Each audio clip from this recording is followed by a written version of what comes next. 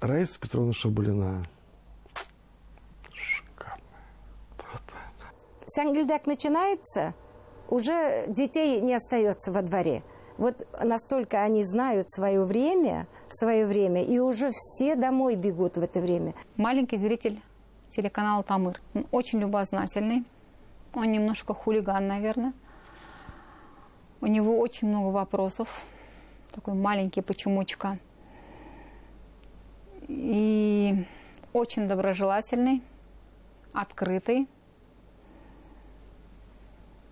И, наверное, имеет свой взгляд на многие-многие взрослые вещи.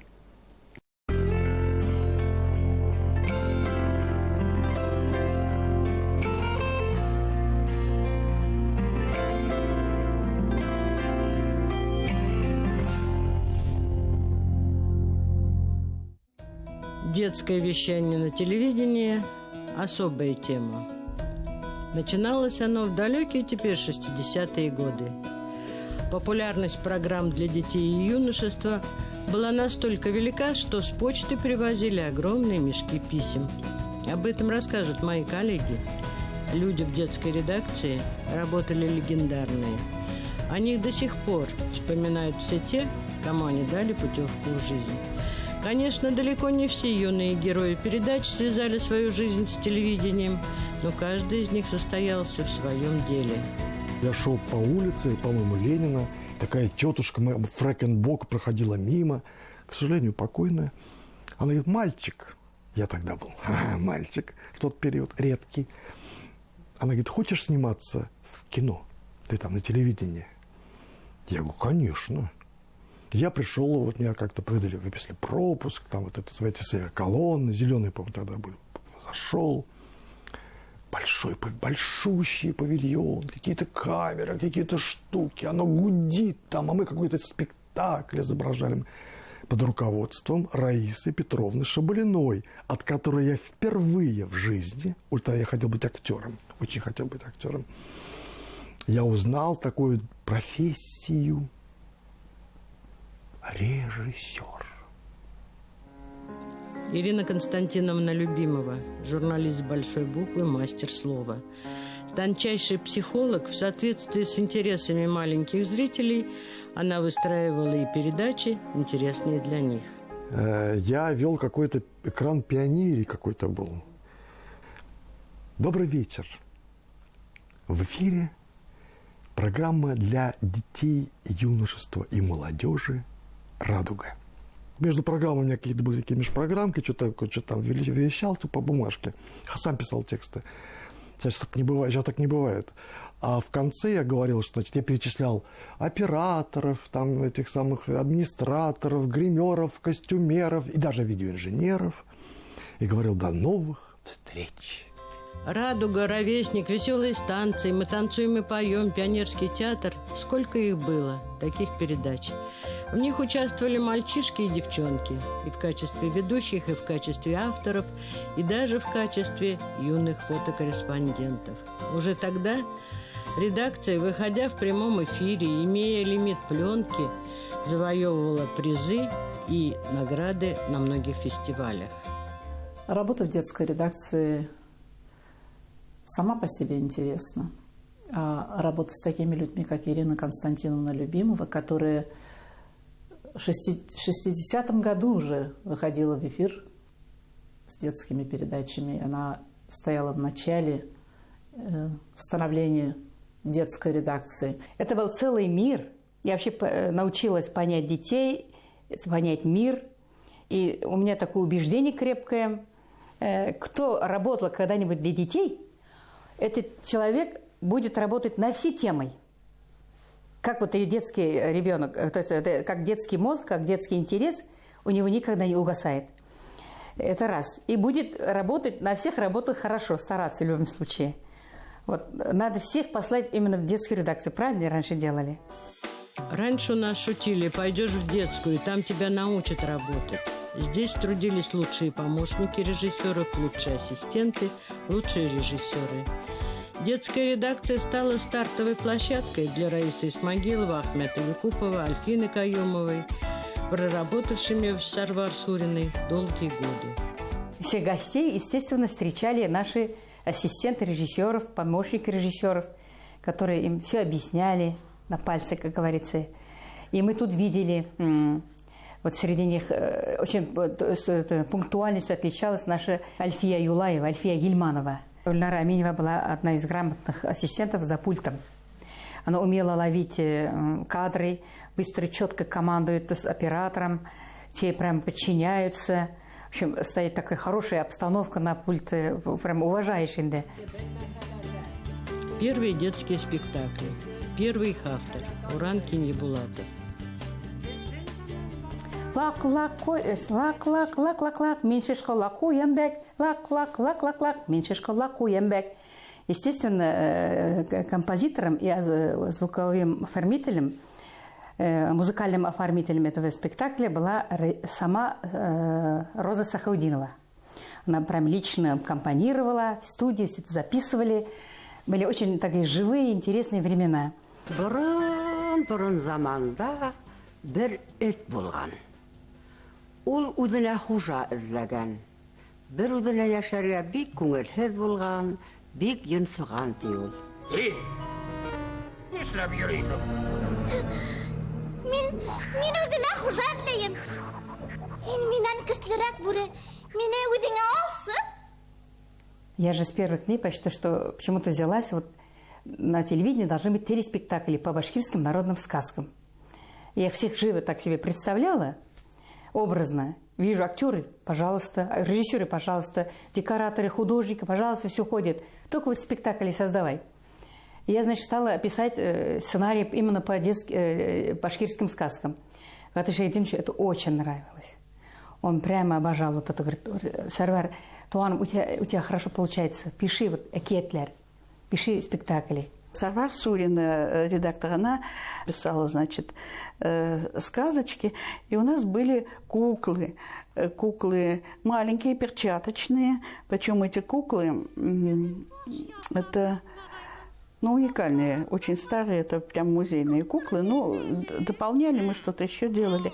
И делали детские спектакли кукольные. И вот я пришла только на работу. У нее, значит, уже спектакль идет, «Кунгель станциялар». И она говорит мне, вот, говорит, Валитова должна была подойти, не смогла. Ты будешь, говорит, то ли волком, то ли лисой я должна была быть. Я говорю, а как это? Она говорит, в прямом эфире. Ну, все шло в прямом эфире. Мы встали, она мне дала, значит, этот рисунок, лисички ли, волка ли, или даже в двух ролях я играла, а сама встала играть там какую-то роль. Тоже озвучивать это уже, вот игра такая, но играть надо ей пальчиками. И вот, значит, я встала и читаю там, сзади прикрепляется текст, и читаю. Пока эта передача прошла, я чуть сознание не потеряла.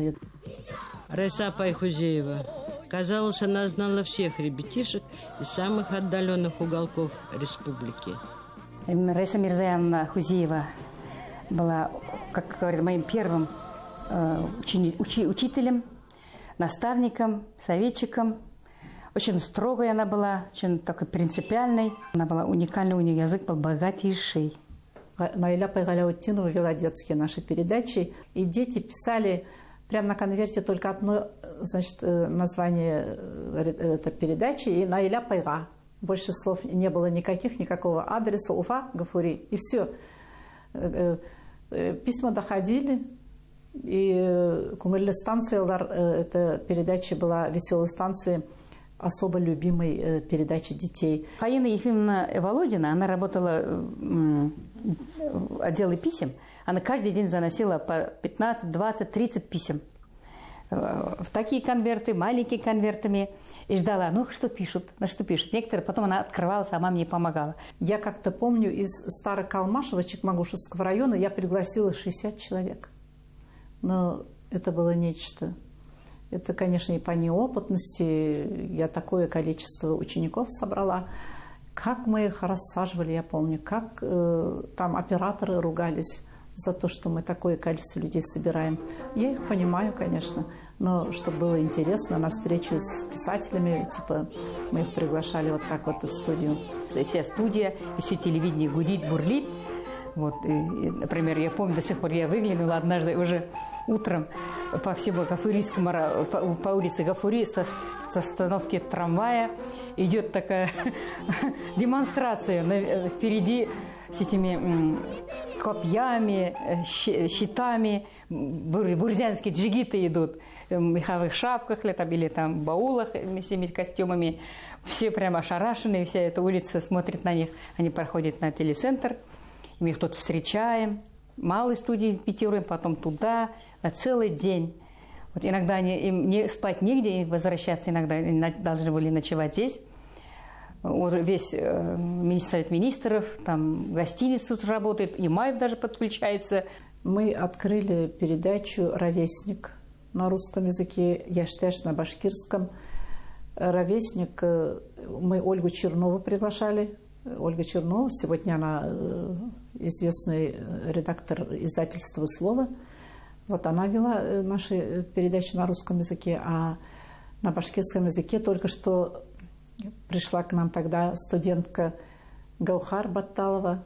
Вот она начала вести «Яштеш». Я помню, как она начинала. Для Гаухар вообще не было преград.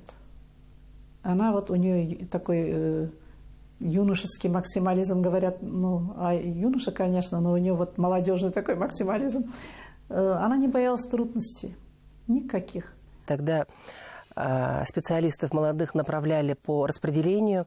Я должна была идти работать преподавателем республиканскую гимназию имени Рами Гарипова, первую гимназию. Тогда уже после прохождения практики в 3-4 курсах я поняла, что я не педагог. И я решила, мне надо сходить к министру образования Республики Башкортостан, и надо серьезно поговорить. Я вот сегодня смотрю на ту юную девочку, я удивляюсь, откуда такая смелость, откуда такая дерзость. И ведь я пошла к Сабиле Гайзуловне и сказала, я не педагог, я не хочу мучить детей, я хочу стать журналистом. Ну, ладно, хорошо, говорит, давай пересмотрим. Это, я думаю, тогда тоже не так, наверное, просто было. Я пришла к Денису Мадарисовичу Булякову, он был руководителем компании тогда, он меня тоже встретил радушно и направил к Гатеше Ихуддиновичу Имаеву. Так, в детской редакции 30 лет назад началась карьера тележурналиста Гаухар Батталовой и многих-многих других.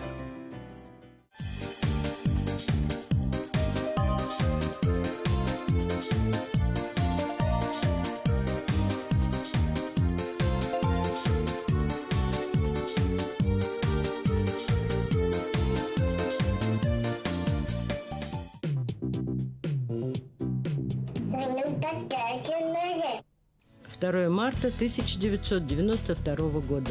В эфире первая ласточка будущего уникального телевизионного проекта детской телерадиостудии «Тамыр». Сегодня телерадиокомпанию «Тамыр» знают во многих регионах нашей страны. Собственный канал вещает 16 часов в сутки. Тогда, 25 лет назад, не было ничего, ни собственной студии, ни самого лучшего оборудования. Луиза Фаршатова, автор-создатель, мама Тамыра, снимала первые передачи в маленьком кабинетике, чуть ли не любительской камерой. И в то же время она внимательно присматривалась к студентам, приходящим на практику. Бывала на фестивалях и конкурсах, отбирая для Тамыра лучших. Так готовила кадры.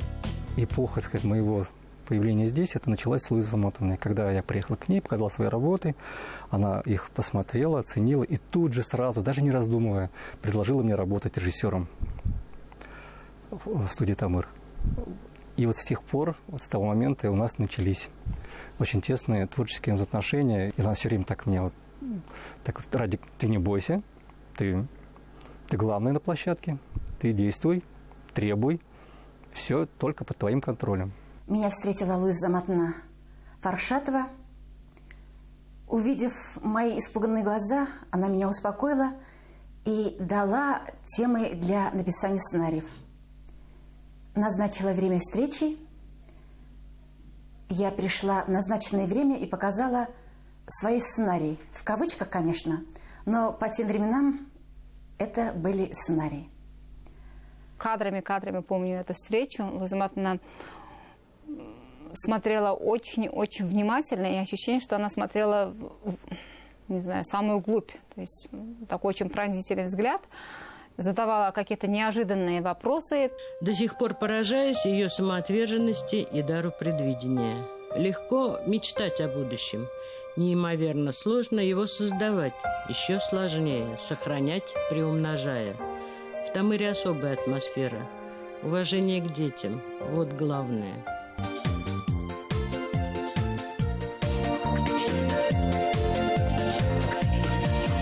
Дух, который был заложен Луизой Заматовной, он сохранился и сейчас. И я этим горда, можно сказать. В Тамыре всегда главное действующее лицо был ребенок. Все для ребенка, все для того, чтобы ему было комфортно, все для того, чтобы ему было здесь уютно и весело. И в кадре главное действующее лицо ребенок, и за кадром. Часто бывает так, что родители очень хотят, чтобы их дети были в телевизоре, так скажем, а дети не очень это понимают. Просто некоторым детям просто это не нужно, потому что у них других забот полно, они по-другому познают мир. И вот в этом случае, конечно, важно, чтобы ребенок хотел. В Тамыре нет ставки психолога, но психологом можно назвать каждого, кто работает с детьми. Удивительный коллектив единомышленников, каждый из которых постоянно что-то придумывает. Главное, чтобы детям было интересно. А я говорю, что долго. Не выдержу этого. Это Резида Миндибаевна Миндиарова, наш главный редактор, Гульназа Шумгулова, Зульфия Даянова. Ну, можно всех их перечислить. И режиссеры, я вот говорю, режиссеров так, по очередности последним называю, но на самом деле это люди, которые в Тамыре стоят во главе всех проектов, которые начинают включаться уже в обсуждение идей, и поэтому у нас получаются режиссерские вот такие выстроенные интересные программы. Это, конечно, наш главный режиссер Рустем Аднабаев, наш режиссер Лейсан Султангулова, Адель Сунаргулова, наш режиссер и ведущая, который работает в кадре, Лейсан Мазитова, ну и остальные тоже режиссеры. Каждый имеет свой почерк, каждый имеет желание создавать что-то новое. Из художников Арслан Бекбаев, тоже очень сильный художник. Когда мы открывали отдельные вещания канала Тамыр, он нам сделал замечательное оформление, сделал такие интересные мотивы для декорации, поэтому у нас так все ярко и интересно. И, конечно же, наш Айрат Арсланов, художник компьютерной графики, это человек, который по образованию инженер, но, видимо, по призванию художник. Плотно я работал с Нугумановым, он же киношник.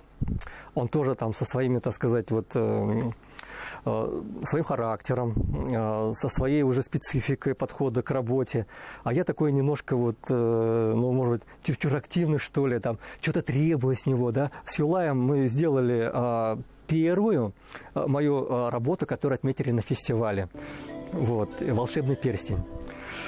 Это было нечто. Мы снимали день-ночь, просто вот, ну, не жалея своего здоровья, что называется. Бедные дети, как они там мучились. Мы-то взрослые, там уже все просто не измогали, а они там, как бедные, страдали, мучились, но выдержали. Молодцы. С Ильдаром Насреддиновым мы делали замечательные сказки, которые тоже становились лауреатами многих фестивалей. Сейчас вот с удовольствием работаем с Маратом Юнусовым.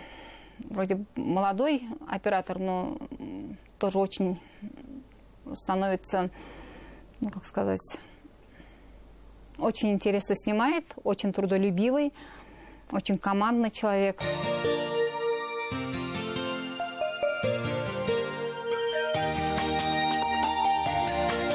Мы производим уникальный контент, то, что мы работаем профессионально и с полной отдачей, со всей душой, это всегда высоко оценивается на фестивалях разного уровня, и российского, и международного.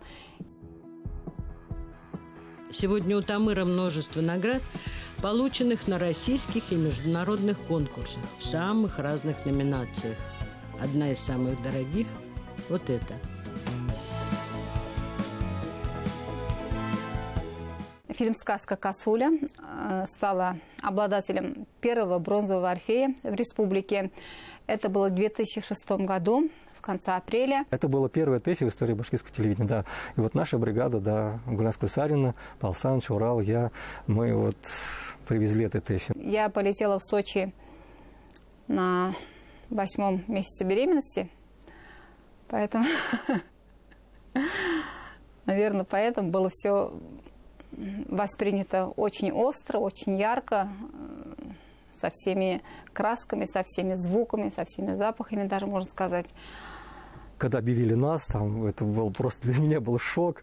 А Гульназ была еще в положении, она сама такая раскрасневшаяся, я понимаю ее состояние, там, она была не одна, ей было трудно, и в то же время вот как-то было очень приятно.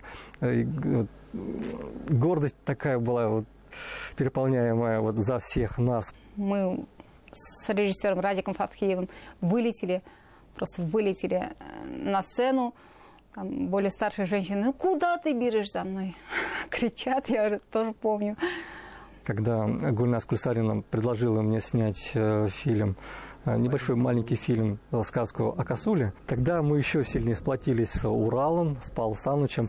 И когда вот я предлагал им варианты, свой режиссерский вариант фильма, и мы это дело все обсуждали, так сказать, с мозгами обсасывали каждую деталь и каждую сцену. И мне было очень приятно работать, потому что ребята работали не за идею, не за деньги, а за идею. Четвером мы собрались и дали друг другу клятву, как дети клянутся, клянусь, что на следующий год мы обязательно беремся и будем снимать эту сказку. Начали снимать летом, когда все были в отпусках, и вот наш АСК, его только построили, и там велись сварочные работы. И мы уговаривали сварщиков приостанавливать там на время, на какое-то, пока мы будем снимать, потому что там построили дом. Вот все интерьерные съемки, они были сделаны именно вот в студии. В таком настрое все шло. И когда я им сказал, что этот фильм будет очень известным, они улыбались, конечно, при этом работали, все работали выходные, кто в отпусках, я сам в отпуске был, тоже работал на этом фильме, и я считаю, что у нас получился хороший материал. Пилоты улетного телеканала «Тамыр» готовятся к новому ТВ-лету. Так, разбираем инструменты и приступаем к делу. Крылья творчества натираем до блеска. Отвинтим все скучное, привинтим самое интересное. Закрутим гайки покрепче, расслабляться некогда. Новый ТВ-лет предстоит дружелюбный.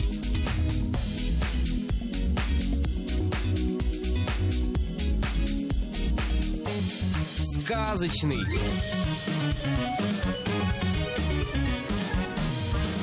Добрый.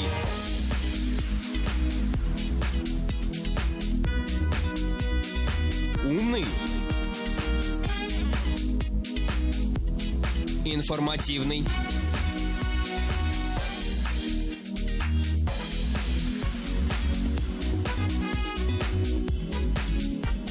Спортивный.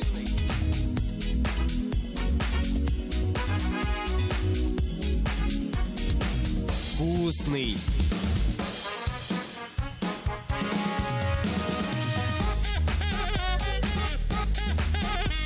Музыкальный. Умелый.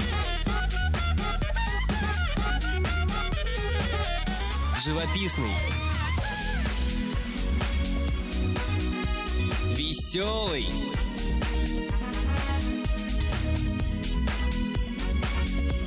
Родной.